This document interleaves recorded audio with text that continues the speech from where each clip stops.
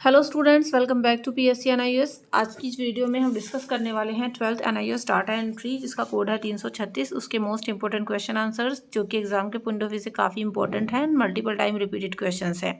So each and every question is very important. Video को skip किए बिना पूरे का पूरा देखें, और अगर आपको ये पूरी की पूरी पीडीएफ चाहिए तो you can also join our Telegram channel, जिसका लिंक डिस्क्रिप्शन बॉक्स में दिया गया है। इस वीडियो में हम हिंदी और इंग्लिश दोनों ही मीडियम में इंपॉर्टेंट क्वेश्चन आंसर्स कवर करने वाले हैं। अगर आप चैनल पर न्यू हैं तो सब्सक्राइब कर लेना, बेल आइकन को प्रेस कर लेना, ताकि आपके पास ऐसे ही इन्फॉर्मेटिव वीडियोस पहुंचती रहें। एंड हाँ, वीडियो को लाइक और शेयर करना भी बिल्कुल ना भूलें। अगर आपको डाटा एंट्री के पेपर का पैटर्न जानना है कि आपका पेपर किस तरीके से आता है, तो डिस्क्रिप्शन बॉक्स में आपको उस वीडियो का लिंक मैं दे दूँगी। चलिए देख लेते हैं हमारा पहला क्वेश्चन, जो कि आपके सामने है। स्प्रेडशीट क्या होती है, इसके बारे में देखो आपको पता होना चाहिए। इसकी डेफिनेशन कह लो या फिर स्प्रेडशीट के बारे में बताइए। तो कुछ भी इससे रिलेटेड क्वेश्चन आता है तो आप इसी को लिखेंगे, पूरा का पूरा निचोड़ है इसमें। स्प्रेडशीट देखिए, एक्सेल एक बहुत ही उपयोगी और सबसे ज़्यादा उपयोग किए जाने वाला स्प्रेडशीट एप्लीकेशन है, जो डाटा को प्रविष्ट यानी एंटर करने, संपादित यानी एडिट करने, और विश्लेषित यानी एनालाइज करने, और संग्रहित यानी स्टोर करने में मदद करता है। यह व्यावसायिक उपयोग के साथ साथ व्यक्तिगत उपयोग के लिए भी उपयुक्त होता है।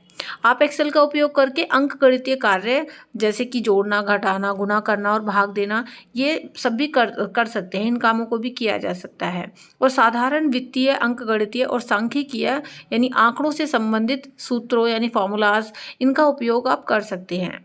इसके अलावा आप किसी दिए गए मापदंड जैसे कि अवरोही, आरोही क्रम आदि के अनुसार नंबर या वर्णों को व्यवस्थित यानी सॉर्ट कर सकते हैं। Spreadsheet is a very large sheet in which data and information are arranged in rows and columns. Excel is the most widely used spreadsheet application. It is part of the Microsoft Office suite. Spreadsheet is very useful for entering, editing, analyzing, and storing data. Arithmetic operations such as addition, subtraction, multiplication, and division can be performed with numerical data using Excel. You can sort numbers, characters according to a given criteria, such as ascending order, etc., and use simple financial, arithmetic and statistical formulas. सो ये है spreadsheet के बारे में। I hope आपको अच्छे से समझ में आ गया होगा। चलिए सेकंड क्वेश्चन देख लेते हैं, रूलर। तो देखिए रूलर क्या है। रूलर क्षैतिज और लंबवत स्केल क्षेत्र की चौड़ाई और ऊंचाई को प्रदर्शित करते हैं। ये स्केल आपको टाइपिंग क्षेत्र में टेक्स्ट को संरेखित करने में मदद करते हैं। जब आप शीघ्रता से टैब, मार्जिन और इंडेंट सेट करना चाहते हैं, तब क्षैतिज स्केल आपको उन्हें सेट करने में मदद करते हैं। आप उन स्थानों को चुन सकते हैं जहां आप टेक्स्ट को एक दिशा में संरेखित करना चाहते हैं, और फिर रूलर को उस दिशा में दृष्टिगत करें। रूलर की मदद से आप टेक्स्ट को जिस लेवल पर सेट करना चाहते हैं, उस लेवल तक इंडेंट और मार्जिन सेट कर सकते हैं। Ruler shows the width and height of the horizontal and vertical scale area. These scales help you to align the text in the typing area. When you want to quickly set tabs, margins, and indents, the horizontal scale helps you set them. You can select the places where you want to align the text in one direction and then point the ruler in that direction. With the help of a ruler, you can set the indent and margin up to the level you want to set the text. तो यह है ruler के बारे में। Next question है आपका input device. क्या होता है देखिए, इनपुट डिवाइस हार्डवेयर के उपकरण होते हैं। ये मेन चीज़ है। इसमें आपको छोटी सी डेफिनेशन भी पता होनी चाहिए, इनकेस आपका 1 मार्क में क्वेश्चन पूछ ले जाए तो आपको पता होना चाहिए। इनपुट डिवाइस हार्डवेयर के उपकरण होते हैं जो कंप्यूटर को डेटा और इंस्ट्रक्शन देते हैं। इनपुट डिवाइस के माध्यम से हम विभिन्न प्रकार के डेटा को कंप्यूटर में दर्ज कर सकते हैं, जैसे कि text, number, audio, video, etcetera. Keyboard और माउस जैसी इनपुट डिवाइस कंप्यूटर के लिए आवश्यक होती हैं, जिनका उपयोग यूज़र कंप्यूटर से संवाद करने और उसे कंप्यूटर को कंट्रोल करने के लिए करते हैं। Keyboard, mouse, line pen, optical scanner, touch screen, ध्वनि के लिए माइक्रोफोन और ट्रैक बॉल, ये सभी विभिन्न प्रकार के इनपुट डिवाइस होते हैं जो डेटा और इंस्ट्रक्शंस कंप्यूटर के लिए प्रविष्ट करते हैं। यानी input devices are hardware devices that provide data and instructions to the computer. Through input devices we can enter different types of data into the computer, such as text, number, audio, video, etc. Input devices such as keyboard and mouse are essential for the computer, which are used by the user to communicate with the computer and control the computer. keyboard, mouse, light pen, optical scanner, touch screen, microphone for sound and trackball are all different types of input devices that enter data and instructions to the computer. So ये हो गया input device के बारे में. Next question देख लेते हैं. Email क्या है, दैट व्हाट इज ईमेल, है ना, और इसका महत्व बताना है. What is its importance. देखो ईमेल या इलेक्ट्रॉनिक मेल, इसको हम इलेक्ट्रॉनिक मेल भी कहते हैं, ईमेल भी कहते हैं. ये जो होता है ये एक इंटरनेट आधारित संचार प्रणाली है जिसका उपयोग विभिन्न प्रकार के संदेशों, दस्तावेजों, चित्रों, वीडियो आदि इन सभी को भेजने और इनको प्राप्त करने के लिए किया जाता है.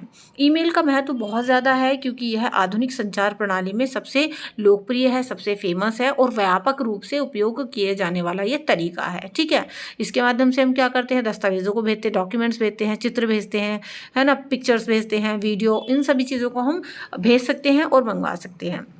इसके कुछ महत्वपूर्ण कारण निम्नलिखित है. देखो ये फेमस, इसकी इंपॉर्टेंस क्या क्यों है. पहली यह है कि ईमेल का उपयोग अत्यंत आसान है, इजी है इसको यूज़ करना और इसे कम समय में उपयोग किया जा सकता है. दूसरा यह है कि ईमेल के माध्यम से संदेशों और दस्तावेजों को आसानी से, मतलब इजी तरीके से भेजा जा सकता है और जो भेजने वाले और प्राप्त करने के वाले दोनों के लिए एक सुविधाजनक होता है. मतलब बहुत ही आराम से जो है भेजने वाला भी भेज देता है ईमेल और रिसीव करने वाला भी कर लेता है. What is email and what is its importance. तो देखिए ईमेल और electronic mail is an internet based communication system use to send and receive various types of messages, documents, pictures, videos etcetera. The importance of email is immense as it is the most popular and widely used method in the modern communication system. Following are some of the important reasons for this. First, email is very easy to use and can be used in less time. Second, messages and documents can be sent easily through email, which is convenient for both the sender and the receiver. चलिए next question है आपका, charts क्या है. MS Excel में आप charts का निर्माण कैसे करते हैं. देखिए कॉलम चार्ट, सबसे पहले कॉलम चार्ट देख लेते हैं. कॉलम चार्ट समय पर आंकड़ों के परिवर्तन को प्रदर्शित करता है. इसमें श्रेणियां हॉरिजेंटली तथा वैल्यू वर्टिकली प्रदर्शित की जाती हैं ताकि समय पर होने वाले विचलन को रेखांकित किया जा सके. शीट पर उपस्थित प्रत्येक कॉलम एकल डेटा पॉइंट को प्रदर्शित करता है. कॉलम के एक समूह के लिए शीट पर उपस्थित संख्याओं का समूह डेटा सीरीज कहलाता है. दूसरा है बार चार्ट. ठीक है, पहला तो कॉलम चार्ट है, दूसरा है bar chart. Bar chart horizontal बार की श्रृंखला होती है जिनके द्वारा दो या अधिक आइटम के आकारों की तुलना की जा सकती है. शीट पर दी गई डेटा सीरीज का प्रत्येक डेटा एक अलग बार प्रदर्शित करता है. थर्ड है लाइन चार्ट. लाइन चार्ट का प्रयोग प्रमुख रूप से एक समय अंतराल पर ट्रेंड यानी चलन या झुकाव को दिखाने के लिए किया जाता है. डेटा रेंज की प्रत्येक संख्या लाइन पर एक बिंदु के रूप में दिखाई जाती है. फोर्थ है आपका एरिया चार्ट. इसका प्रयोग एक समय काल के दौरान होने वाले परिवर्तन को दर्शाने के लिए किया जाता है. मतलब एक टाइम पीरियड के दौरान जो चेंजेस होते हैं ना, उनको दिखाने के लिए एरिया चार्ट का इस्तेमाल किया जाता है. इसका प्रयोग वहाँ किया जाता है जहाँ पर अनेक अवयव एक साथ परिवर्तित हो रहे हों और उन सभी का योग निकालना हो. एरिया चार्ट द्वारा अलग अलग प्रत्येक अवयव पर होने वाले परिवर्तन तथा कुल परिवर्तन को एक साथ दिखाया जाता है. फिफ्थ है हमारा पाई चार्ट. पाई मतलब हमारे चैनल का नाम भी पाई है. तो देखिए पाई चार्ट का प्रयोग मुख्य रूप से अनेक संख्याओं के योग के प्रतिशत की तुलना में किया जाता है. पूरी पाई 100% को प्रदर्शित करती है, अर्थात पूरी पाई सभी संख्याओं के प्रतिशत का योग है और उसकी प्रत्येक स्लाइस एक अलग संख्या को प्रदर्शित करती है. पाई चार्ट को एक्सपेंड भी किया जा सकता है, अर्थात एक स्लाइस को अन्य स्लाइस से काटकर अलग किया जा सकता है. सो ये चार्ट्स हैं और देख लेते हैं इसको हम इंग्लिश में. What is charts. MS show how do you create charts in Excel. Column chart है. A column chart shows the change of data over time. In this ranges are displayed horizontally and values vertically to underline the deviations over time. Each column on the sheet represents a single data point. The set of numbers present on a sheet for a set of columns is called a data series. Second, bar chart. A bar chart is a series of horizontal bar by which the size of two or more items can be compared. Each data in the data series on the sheets is represented by a separate bar. Third है line chart. Line chart is mainly used to show the trend or inclination at a time interval. Each number is the data range is shown as a point on the line. Fourth हमारा area chart, it is use to show the change occurring during a period of time. It is used where many components are changing together and the sum of all of them has to be calculated. The change on each component separately and the total change are shown simultaneously by the area chart. Fifth है pie chart. Pie chart is mainly used to compare the percentage of the sum of several numbers. The whole pie represents 100%. The whole pie is the sum of the percentages of all the numbers and each of its slices represent a different numbers. Pie charts can also be expanded, that is, one slice can be separated from other slices by cutting them. चलिए आगे है आपका FTP. अगला question जो हमारा वो है FTP file transfer protocol क्या होता है. ठीक है, तो देखो FTP फाइल ट्रांसफ़र प्रोटोकॉल एक नेटवर्क प्रोटोकॉल है जो इंटरनेट या इंटरनेट जैसे TCP/IP प्रोटोकॉल पर आधारित नेटवर्क पर फाइल ट्रांसफ़र करने के लिए इस्तेमाल किया जाता है. FTP का उपयोग file upload, file download, file संशोधन और फाइल हटाने जैसे कामों के लिए किया जाता है. FTP file transfer protocol. ठीक है, FTP की फुल फॉर्म क्या होती है? File transfer protocol. यानी ये जो होता है is a network protocol used for transferring files over networks based on TCP/IP protocols such as the internet or an internet. FTP is used for tasks such as file uploading, file downloading and file modification and file deletion. तो ये हमारा FTP file यानी FTP file transfer protocol के बारे में है. अगर पूरी की पूरी आपको ये PDF चाहिए तो इसके लिए हमारे टेलीग्राम को ज्वाइन कर लीजिए. टेलीग्राम का लिंक डिस्क्रिप्शन बॉक्स में है, वहाँ से आप इसको फ्री ऑफ कॉस्ट डाउनलोड कर सकते हैं. आपके अदर सब्जेक्ट के इंपॉर्टेंट क्वेश्चन आंसर्स की PDF PPT भी वहाँ पर आपको मिल जाती हैं, जिनको पढ़ के आप अच्छा स्कोर कर सकते हैं और फ्री ऑफ कॉस्ट इनको वहाँ से डाउनलोड कर सकते हैं. अपडेट्स भी आपको वहाँ पर दी जाती हैं. तो डिस्क्रिप्शन बॉक्स में हमारा टेलीग्राम का लिंक आपको मिल जाएगा और इसके अलावा हमारे ऐप का लिंक भी मिल जाएगा, जहाँ से आपको मिलते हैं प्रीवियस ईयर के question paper, important question answer, solve assignment, solve practical, online classes भी हैं वहाँ पर. तो ये सारी चीज़ें हम आपको हमारे ऐप पर मिल जाती हैं. ऐप को भी आप ज़रूर से डाउनलोड कर लेना. ऐप का लिंक भी डिस्क्रिप्शन बॉक्स में दिया गया है. सो नेक्स्ट क्वेश्चन है क्वेश्चन नंबर 7, जो कि है सॉफ्टवेयर क्या है, सॉफ्टवेयर कितने प्रकार के होते हैं. देखो सॉफ्टवेयर निर्देशों, डेटा या प्रोग्राम का एक सेट है जिसका उपयोग कंप्यूटर को संचालित करने और विशिष्ट कार्यों को निष्पादित करने के लिए किया जाता है. यह हार्डवेयर के विपरीत है जो कंप्यूटर के भौतिक पहलुओं का वर्णन करता है. सॉफ्टवेयर एक सामान्य शब्द है जिसका उपयोग किसी डिवाइस पर चलने वाले एप्लीकेशन, स्क्रिप्ट और प्रोग्राम को संदर्भित करने के लिए किया जाता है. सॉफ्टवेयर 3 प्रकार के होते हैं: सिस्टम सॉफ्टवेयर, एप्लीकेशन सॉफ्टवेयर और यूटिलिटी सॉफ्टवेयर. अगर हम बात करें सिस्टम सॉफ्टवेयर की, जब आप कंप्यूटर स्विच ऑन करते हैं तो रोम में भंडारित प्रोग्राम का निष्पादन होता है जो कंप्यूटर की विभिन्न इकाइयों को सक्रिय कर देते हैं और आपके द्वारा काम करने के लिए उन्हें तैयार करते हैं. प्रोग्रामों के इस सेट को सिस्टम सॉफ्टवेयर कहा जाता है. सेकंड है एप्लीकेशन सॉफ्टवेयर. तो देखो एप्लीकेशन सॉफ्टवेयर एक प्रकार का सॉफ्टवेयर होता है जो एक विशिष्ट कार्य या कार्य सेट के लिए डिज़ाइन किया गया होता है. ये सॉफ्टवेयर उपयोगकर्ता को उनके आवश्यकताओं के अनुसार उपकरण और सुविधाएं प्रदान करके उनके काम को पूरा करने में मदद करता है. एप्लीकेशन सॉफ्टवेयर आमतौर पर एक प्रोग्राम या प्रोग्राम संग्रह होता है. नेक्स्ट आपका utility programmes. Utility programme software program होते हैं जो कंप्यूटर के संसाधनों यानी हार्डवेयर, सॉफ्टवेयर, मेमोरी आदि और इनकी संरचना यानी इंफ्रास्ट्रक्चर को तेज और सुविधाजनक रूप से काम करने में मदद करते हैं. Disc, fragmenter, antivirus, screen saver आदि उदाहरण हैं जो यूटिलिटी प्रोग्राम्स की श्रेणी में आते हैं. ये प्रोग्राम्स अलग अलग आकार और क्षमता में उपलब्ध होते हैं. ये कंप्यूटर सिस्टम के कुल प्रदर्शन और कुशलता को बेहतर बनाने के लिए काम करते हैं. सो ये सॉफ्टवेयर के बारे में है. अब इसको हम इंग्लिश में देख लेते हैं. What is software, how many types of software are there. देखिए सॉफ्टवेयर होता क्या है, डेफिनेशन आपको पहले पता होनी चाहिए. Software is a set of instructions, data और programs used to operate a computer and perform specific tasks.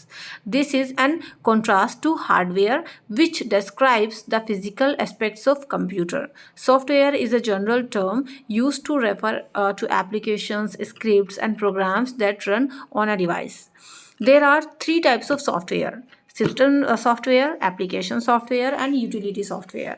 अगर हम बात करें सिस्टम सॉफ्टवेयर की, when you switch on the computer the programs stored in ROM are executed which activate the various units of computer and make them ready for you to work. This set of programs is called system software.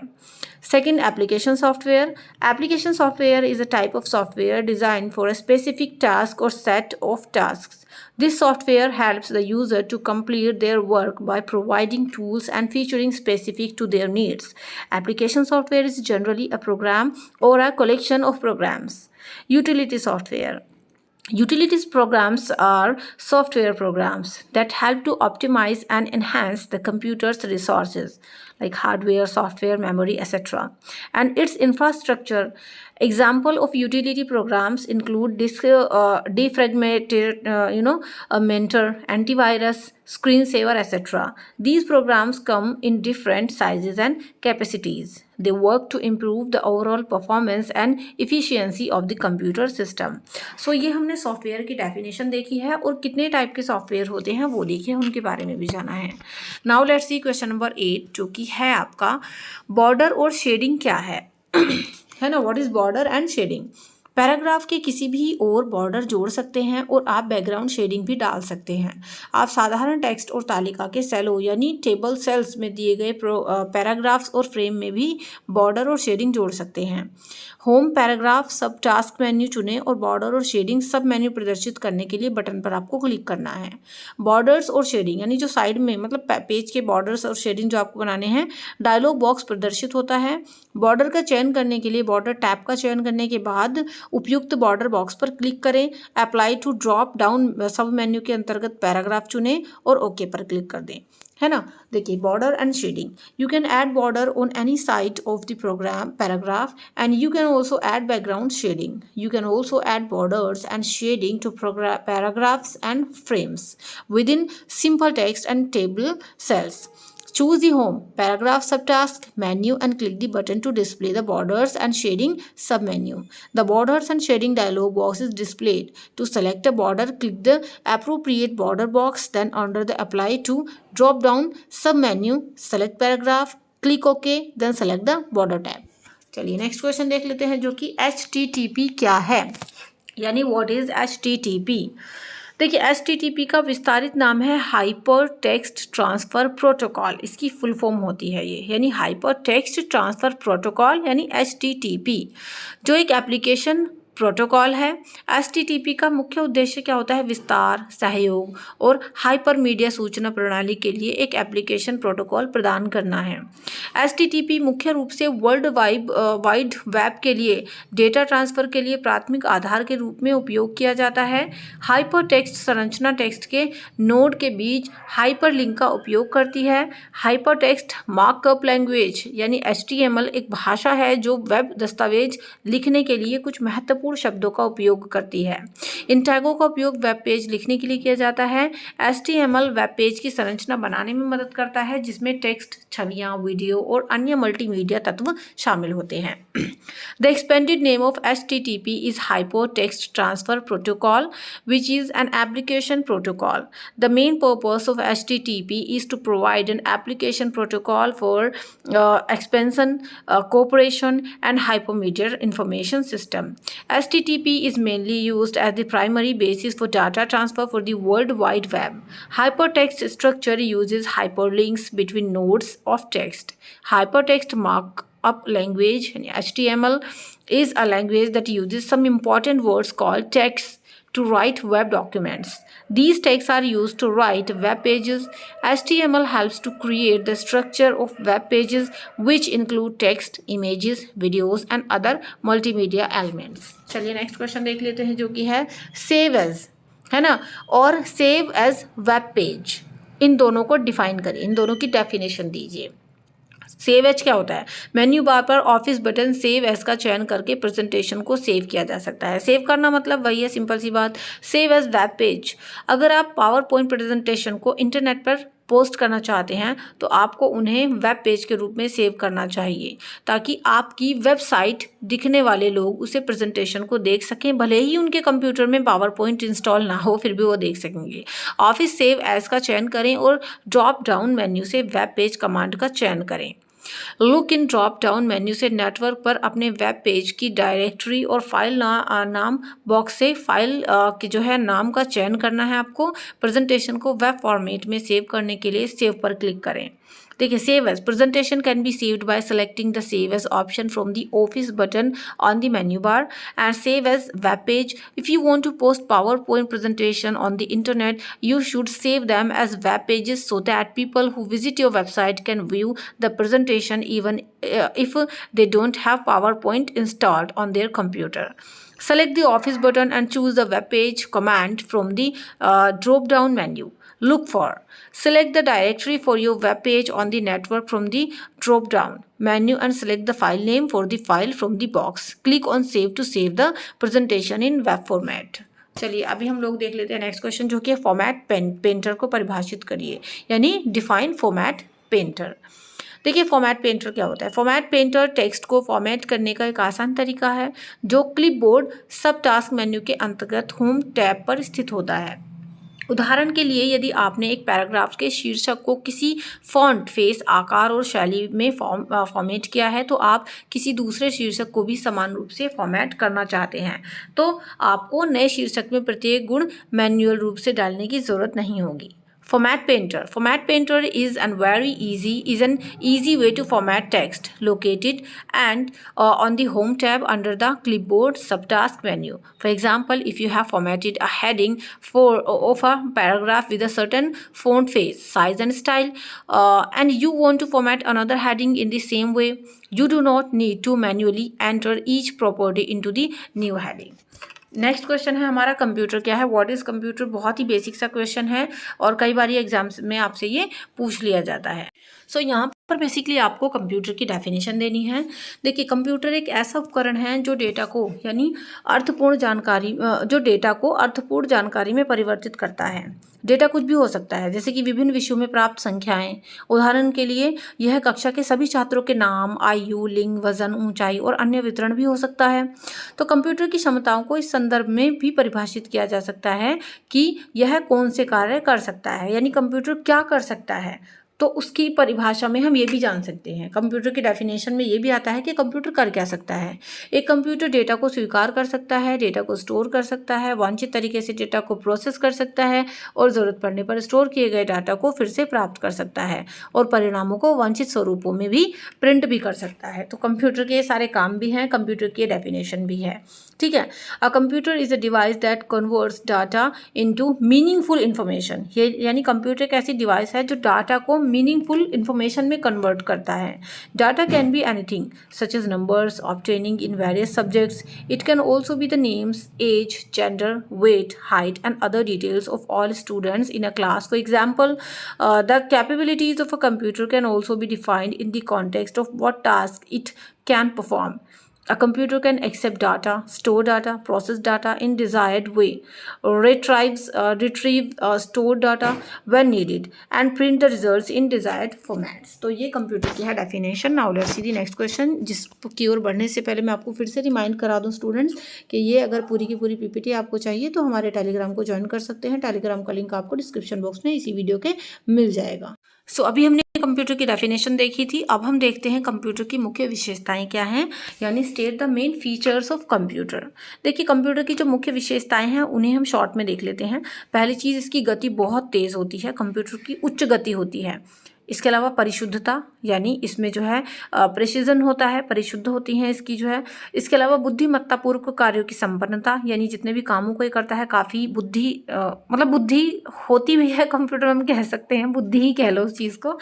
बहुआयामी कार्यों को करने की शक्ति, यानी बहुत सारे multiple काम ये कर सकता है। और भंडारण, यानी इसका स्टोरेज भी काफ़ी है ना। तो देखिए, यही है the main features of computer are as follows. High speed है, प्रेसिजन है, कंप्लीटेशन ऑफ टास्क इंटेलिजेंटली। इसके अलावा power to perform multi dimensional functions. इसके अलावा स्टोरेज। तो ये सारे कंप्यूटर की विशेषताएं हैं। नेक्स्ट क्वेश्चन है, कंप्यूटर में सॉफ्टवेयर इंस्टॉल करने की क्या चरण है, यानी what are the steps to install the software in the computer. Software install करना देखिए क्या है, स्टार्ट पर क्लिक करें और कंट्रोल पैनल पर क्लिक करें। इसके बाद आपको क्या करना है, ऐड एंड रिमूव प्रोग्राम्स, यानी प्रोग्राम्स को या तो ऐड करें यानी जोड़ें या फिर निकालें, तो इस पर आपको फिर डबल क्लिक करें। इसके अलावा ऐड न्यू प्रोग्राम्स, यानी नए प्रोग्राम्स को ऐड करें, नए प्रोग्राम्स को जोड़ें, इस पर क्लिक करें और फिर उस स्रोत को ढूंढें जहां पर सॉफ्टवेयर को इंस्टॉल किया जाना है, जैसे कि सीडी या फ्लॉपी ड्राइव। इसके अलावा सॉफ्टवेयर इंस्टॉल करने के लिए अपनी स्क्रीन पर दिए गए निर्देशों का पालन करें। देखिए, इंस्टॉलिंग द सॉफ्टवेयर, फर्स्ट है click on start, click on control panel, double click on add और रिमूव प्रोग्राम्स, यानी ऐड और रिमूव प्रोग्राम्स पर आपको डबल क्लिक करना है। थर्ड है click on add new programs and then find that source where the software is to be installed such as a CD और floppy drive. इसके अलावा follow the instructions on your screen to install the software. So ये computer में software install करने के instructions हैं, steps हैं, ठीक है, चरण है ये। नेक्स्ट क्वेश्चन है, फाइल या फोल्डर का नाम बदलने के विभिन्न चरणों को लिखिए। यानी फाइल या फोल्डर के आप जो है नाम किस तरीके से बदल सकते हो। बहुत ही सिंपल है क्वेश्चन हमारा ये। Write the different steps to rename a file और फोल्डर। देखिए, फाइल या फोल्डर का नाम बदलना, सबसे पहले स्टार पर क्लिक करें और फिर माई डॉक्यूमेंट्स पर क्लिक करें। उसके बाद उस फाइल या फोल्डर पर क्लिक करें जिसका आपको नाम बदलना है, जिसका आप नाम बदलना चाहते हैं। उसके फाइल के अंतर्गत रीनेम पर क्लिक करें। रीनेम का मतलब फिर से आपको दूसरा नाम रखना है, इसका नया नाम फिर टाइप कर दें और एंटर कुंजी दबाएं। फाइल या फोल्डर पर दायां क्लिक करें और फिर रीनेम पर क्लिक करके भी उसका नाम बदला जा सकता है। रीनेमिंग ऑफ फाइल और folder, click on start and then click on my documents. Second है क्लिक ऑन द फाइल और folder you want to rename. Third है click on rename under file. Fourth है type the new name and press enter. The file और folder can also be renamed by right clicking on it and then clicking on rename. चलिए, next question है, computer में software किस प्रकार स्थापित किया जा सकता है, यानी how is software installed in a computer. देखो, सॉफ्टवेयर स्थापित करने के लिए आपको सॉफ्टवेयर का इंस्टॉलेशन पैकेज डाउनलोड करना पड़ता है। पहले आपको पैकेज लेना पड़ता है उसका, और इसे कंप्यूटर में इंस्टॉल करने के लिए उपयोग करना होता है। हार्डवेयर स्थापित करने के लिए आपको उस डिवाइस को कंप्यूटर से कनेक्ट करना पड़ता है और उसके लिए आवश्यक ड्राइवर इंस्टॉल करना पड़ता है। यानी सॉफ्टवेयर को इंस्टॉल करने के लिए आप निम्न चरणों का पालन कर सकते हैं। पहला यह है कि सॉफ्टवेयर के इंस्टॉलेशन पैकेज को डाउनलोड करें। दूसरा कि इंस्टॉलेशन पैकेज को डबल क्लिक करें और इंस्टॉलेशन विजार्ड का पालन करें। तीसरा है सॉफ्टवेयर के लाइसेंस शर्तों को स्वीकार करें। चौथा है इंस्टॉलेशन प्रक्रिया को पूरा करने के बाद सॉफ्टवेयर को अपने कंप्यूटर में खोजने और उसे चलाने के लिए तैयार होने दें। To install the software you need to download the installation package of the software and use it to install it on the computer. To install hardware, you have to connect that device to the computer and install the necessary drives for it. To install the software, you can follow these steps. Steps हैं इसके नीचे, जैसे कि हमने अभी ऊपर देखे हैं। Download the installation package of the software. Second है double click the installation package and follow the installation wizard. Third है accept the license terms of the software. And fourth है after completing the installation process, let the software be found on your computer and ready to run. चलिए, next question है हमारा 17, जो कि है एक worksheet को सुरक्षित यानी प्रोटेक्ट करने के स्टेप्स लिखिए। आप किसी वर्कशीट को किस तरीके से प्रोटेक्ट कर सकते हैं। Write the steps to protect a worksheet.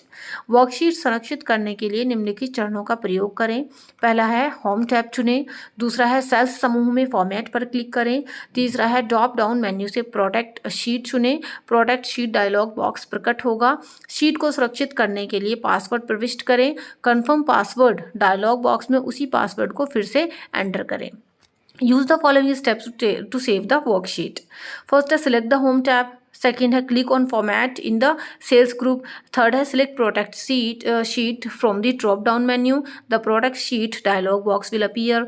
Enter a password to protect the sheet. Reenter the same password in the confirm password dialog box. चलिए, नेक्स्ट क्वेश्चन की ओर बढ़ लेते हैं, जो कि है सेल, रो और कॉलम को कैसे डिलीट करते हैं। ठीक है, सेल, रो और कॉलम को डिलीट करना। देखिए, ये कुछ स्टेप्स हैं जो आपको फॉलो करने हैं। पहला है कि उन सेल, रो या कॉलम का चयन करें जिनको आपको हटाना है, जिनको आपको डिलीट करना है।